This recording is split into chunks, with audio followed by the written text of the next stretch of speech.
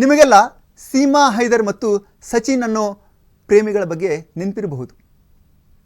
ಸುಮಾರು ವರ್ಷದ ಹಿಂದೆ ಈ ಪ್ರೇಮಿಗಳು ಇಡೀ ಭಾರತದಲ್ಲಷ್ಟೇ ಯಾಕೆ ಪಾಕಿಸ್ತಾನದಲ್ಲೂ ಸಹ ವೈರಲ್ ಆಗಿದ್ರು. ಇವರಿಬ್ಬರ ಪ್ರೇಮ ಕಹಾನಿ ಗಡಿಯಾಚೆನ ಪ್ರೇಮ ಕಹಾನಿ ಆದ್ದರಿಂದ ಎಲ್ಲರಲ್ಲೂ ಇದು ಸಾಕಷ್ಟು ಕುತೂಹಲ ಕೆರಳಿಸಿತು. ಪಾಕಿಸ್ತಾನದ ಸೀಮಾ ಹೈದರ್ ತನ್ನ ಭಾರತದ ಇನಿಯ ಸಚಿನ್ನನ್ನು ಸೇರಲು ಪಾಕಿಸ್ತಾನದಿಂದ ನೇಪಾಳದ ಮೂಲಕ ಉತ್ತರ ಪ್ರದೇಶದ ನೋಯ್ಡಾಗೆ ಬಂದು ಅವರ ಮನೆಯಲ್ಲಿ ವಾಸ್ತವ್ಯ ಹೂಡಿದ್ಲು ಮತ್ತು ಇಬ್ಬರು ಮದುವೆ ಆಗಿದ್ರು. ಎಲ್ಲಿಯ ಪಾಕಿಸ್ತಾನ, ಎಲ್ಲಿಯ ಭಾರತ, ಇವರಿಬ್ಬರ ನಡುವೆ ಪ್ರೇಮ ಆಗಿದ್ದು ಹಾಗೆ.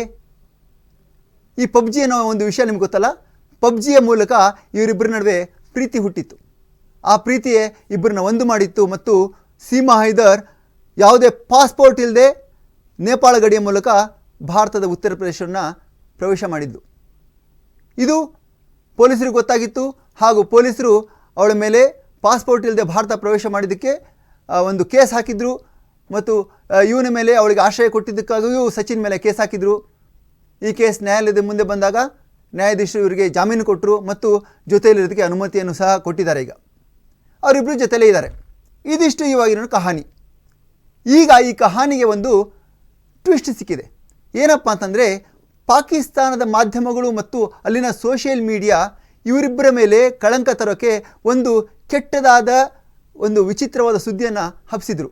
ಏನಪ್ಪ ಈ ಸುದ್ದಿ ಅಂತ ನೋಡೋದಾದರೆ, ಡೀಪ್ ಫೇಕ್ ಅಂತ ನಿಮಗೆ ಗೊತ್ತಲ್ಲ, ಅಂದರೆ ವಿಡಿಯೋದ ಅಂದರೆ ಅವರು ಏನು ಮಾಡಿಲ್ಲದೆ ಇರೋವಂಥ ವಿಡಿಯೋವನ್ನು ಸೃಷ್ಟಿ ಮಾಡೋದು.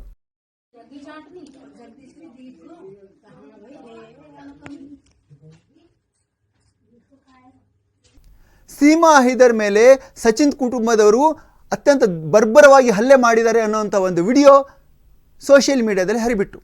ಈ ಡೀಪ್ ಫೇಕ್ ವಿಡಿಯೋದಲ್ಲಿ ಒಂದು ಸೀಮಾ ಹೈದರ್ ಕಣ್ಣುಗಳು ಕೆಳಗಡೆ ದೊಡ್ಡದಾಗಿ ಹಲ್ಲೆ ಮಾಡಲಾಗಿದೆ ಮತ್ತು ಅವಳ ತುಟಿಯೆಲ್ಲ ಒಡೆದು ಗಾಯ ಆಗಿದೆ.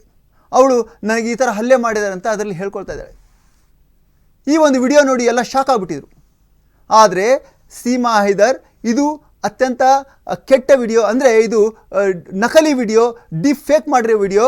ನಾನು ಇಲ್ಲಿ ನನ್ನ ಕುಟುಂಬದ ಜೊತೆ ನನ್ನ ಪ್ರೇಮಿ ಮತ್ತು ಪತಿ ಸಚಿನ್ ಜೊತೆ ತುಂಬ ಚೆನ್ನಾಗಿದ್ದೀನಿ. ಇದು ಪಾಕಿಸ್ತಾನಿ ಒಂದು ಏನು ಇದಿದೆ ಮಾಧ್ಯಮ ಇದೆ, ಅವರು ಸೃಷ್ಟಿ ಮಾಡಿರೋ ಅತ್ಯಂತ ಹೇಯ ಕೃತ್ಯ ಅಂತ ಅವ್ರನ್ನ ಬೈದಿದ್ದಾಳೆ. ಮತ್ತು ತನ್ನ ಪತಿ ಜೊತೆ ಒಂದು ವಿಡಿಯೋ ಮಾಡಿ ನಾನಿಲ್ಲಿ ತುಂಬ ಚೆನ್ನಾಗಿದ್ದೀನಿ, ನನಗೆ ಯಾವುದೇ ಒಂದು ಗಾಯ ಆಗಿಲ್ಲ, ನನಗೆ ಯಾರೂ ಹೊಡೆದಿಲ್ಲ, ನಾನಿಲ್ಲಿ ತುಂಬ ಸುಖವಾಗಿದ್ದೀನಿ ಅಂತ ಒಂದು ಹೇಳಿಕೆ ಕೊಟ್ಟಿದ್ದಾಳೆ.